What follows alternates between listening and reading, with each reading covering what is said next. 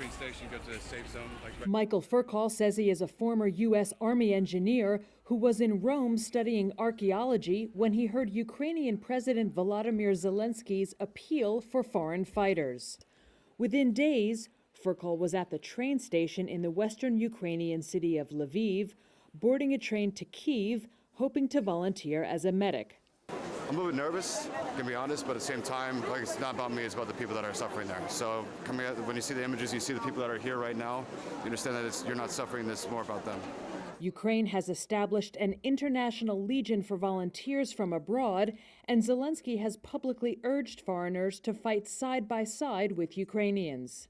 Some of the foreign fighters say they are attracted by the cause, to halt what they view as an unprovoked attack in a once-in-a-generation showdown between the forces of democracy and dictatorship, even if it may have been a tough sell for their families back home.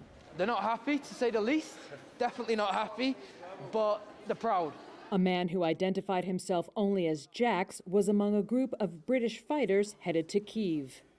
They were led by Ben Grant, who had just completed a month-long stint as a security advisor in Iraq.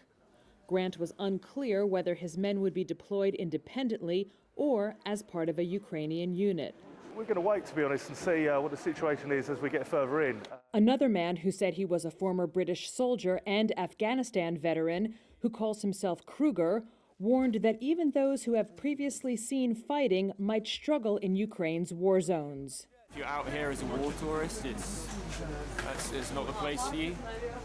I think the realities of war, if you head out to the front, is going to be pretty overwhelming. Although it is unclear how many foreign fighters had arrived in Ukraine, President Zelensky said last week that more than 16,000 foreigners had volunteered.